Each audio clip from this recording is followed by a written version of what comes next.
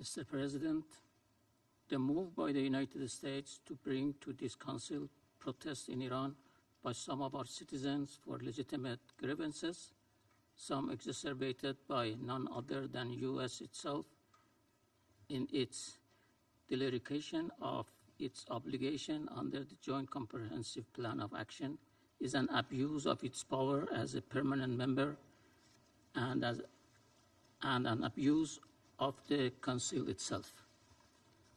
It is unfortunate that despite the resistance on the part of some of its members, this Council has allowed itself to be abused by the current U.S. administration in holding a meeting on an issue that falls outside the scope of its mandate, putting on display the failure of the Council to fulfill its real responsibility in maintaining international peace and security. It is a discredit for the Security Council to take up a matter that is of a pure domestic nature while failing abjectly to lift a finger when it comes to genuine issues, such as the long-lasting occupation of Palestinian territory, to which this item is dedicated, and the indiscriminate bombing of Yemen in the past 3 years, which has so far resulted in the deaths of thousands of human beings, and has brought hunger, disease, and destruction on the Yemeni people. The list of such failures of the Council are all attributable to the obstructionist approach by the U.S. delegation and goes on and on. Mr. President, this is nothing but another desperate attempt by the U.S. administration to escape forward, as it has lost every shred of moral, political, and legal authority and credibility in the eyes of the whole world. Following such acts of disruption taken by this U.S. administration as flouting international law and disrespecting the practices of civilized behavior in international politics, this administration is now desperately reaching for every straw that keeps it afloat. There is a long history of U.S. bullying at the UN, but this is a preposterous example. The purely internal affairs of a nation, in this case, protests that the Iranian government has addressed with the utmost respect for the rights of the protesters and with every attempt to deal with peacefully, despite violent infiltrators and direct encouragement by foreign forces, including by the President of the United States, is not the subject of debate by the world's most important security organ. I would be remiss if I didn't mention, for those who may not remember, also the United States' long history of intervention in the internal affairs of Iran. A continuous pattern of disruption in the course of the democratization process in Iran can be traced back to the coup staged by the U.S. against Iran's democratically elected prime minister in 1953.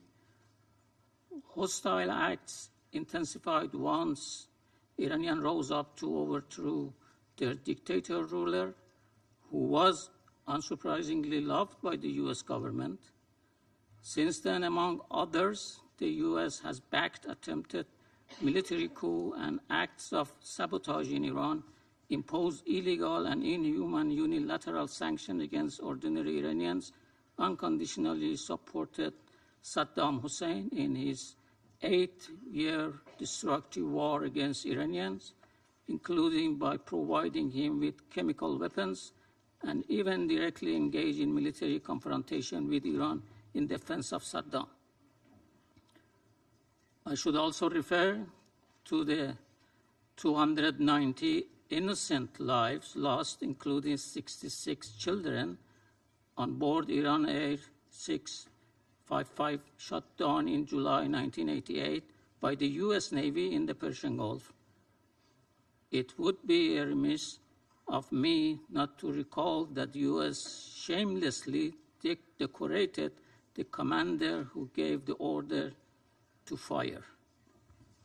Mr. President, while President Trump may be enamored of the fact that no protesters demonstrated against his presence while he was in our neighborhood a few months ago, he may be unaware that they have no right to protest.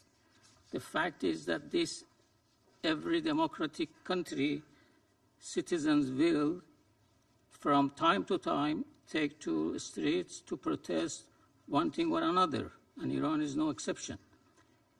In every country, the security forces, be they police, national guards, or others, are present to ensure that protests remain peaceful, and Iran is, again, no exception. However, while the U.S. accuses Iran of suppressing protests, one can only gasp at the hypocrisy when viewing images of Occupy Wall Street protesters beaten and dragged by American policemen, and to go back in time when National Guardsmen fired on and killed peaceful student protesters at Kent State University, or to watching film of the protests outside the Democratic National Convention in Chicago in 1968. Or more recently, we can review to the 1992 Los Angeles riots over the brutal beating of Rodney King by policemen and killings of innocent African Americans at the hands of law enforcement continue unabated, as we all know. When the California Army National Guards, the 7th Infantry Division, and the 1st Marine Division were called in to restore order. A total of 63 people were killed during the uprising, 2,383 were injured, and more than 12,000 were arrested. I don't recall any member of the UN Security Council calling for debate on this issue when the US military was involved in suppressing domestic unrest. Nor was there debate in 1993 when the FBI raided the Branch Davidian headquarters in Waco, Texas, after a 51-day standoff, killing 83 men, women, and children, the vast majority of whom were entirely innocent of any crime. It was the behoof of U.S. ambassador, who perhaps was busy with other priorities at the time of their occurrence, to read up on these travesties of justice on American soil before condemning others for far less. But it is not just the U.S. that has an unenviable record in dealing with protesters. In 2005 in France, then Interior Minister Nicolas Sarkozy declared a zero-tolerance policy toward protests emanating from the deprived suburbs of Paris and other major French cities, referring to demonstrators, largely poor immigrants, as scum. With almost 3,000 arrests and several deaths, the unrest was only quelled to re-emerge in multiple other forms, more recently in 2017, when the police rape of a young French citizen of African origin once again triggered protests. I do not, however, recall the UN Security Council being summoned for debate on this. And in 2011, in the United Kingdom, the Home Secretary Theresa May utterly condemned the violence amid protests in her country, saying such disregard for public safety and property will not be tolerated. Meanwhile, Prime Minister David Cameron warned rioters, "You will feel the full force of the law, and if you are old enough to commit these crimes, you are old enough to face punishment." In the span of merely a few days, some 3,100 arrests were made, and with the authorities told that they could ignore existing sentencing guidelines, 2 young men who promoted riots via Facebook with the proposed disturbances not attended by any other people were handed 4-year sentences. I do not recall any country bringing any of these reactions to protests across the self-described civilized democracies to the attention of, let alone opening to debate at the United Nations Security Council. Mr. President, we have hard evidence of the violence in Iran by a handful of the protesters, in some cases resulting in the deaths of policemen and security officers, being very clearly directed from abroad. These violent elements surfaced in the crowd as early as Friday evening last week, at the inceptions of the protest. At that point, the hands of elements from outside Iran, including instigators based in the United States and Europe, began to be visible. Incitement to violence included encouraging and training people to use Molotov cocktails, to siege ammunition depots, and to stage an armed uprising. One U.S. resident took to social media to order the killing of 120 members of our security forces, threatening that those who will be included among the killed are their families too, in their homes. This same U.S. resident publicly stated to U.S. media with complete sense of impunity that they should burn down government mosques and police stations.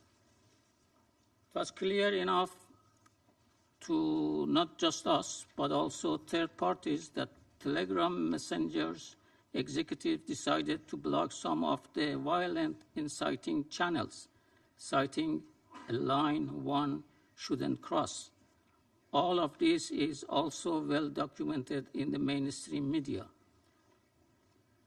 In one case, a man with extensive criminal record captured a fire engine and ran it over a car, murdering the driver and his 12-year-old son. In some other cases, hooligans got involved and looted shops and banks. Altogether, the peaceful, legitimate protests, which my government emphatically confirmed are a constitutional right which has been respected since the Islamic Revolution, were abused and hijacked to stage vandalism, hooliganism, and in several cases, the firing of weapons. President Trump and some other U.S. politicians have joined ISIS and its patrons in our region to openly incite and encourage violence. It is the ultimate irony that the country whose head of state has thrown his lot in with those visiting violence and destruction on Iran has its UN ambassador, who has a history of belligerent comments on my country, bring it as an issue for debate on the Security Council. If anything, it is Iran that should be demanding a debate and investigation into how and why foreign elements with impunity are allowed to encourage and support unrest and violence in another sovereign and founding member of the United Nations. For example, let's debate why the United States has failed, in spite of repeated official requests, to stop the incitement to violence and murder of innocent civilians from its territory, or why some European countries continue to provide safe haven to terrorists who are inciting violence and armed rioting as we speak, why social media sites that promote and teach the use of Molotov cocktail and boast about people using arms to kill in Iran operate freely in their territory in spite of clear evidence. There are the real issues that need to be addressed. Distinguished members, to make this farce into something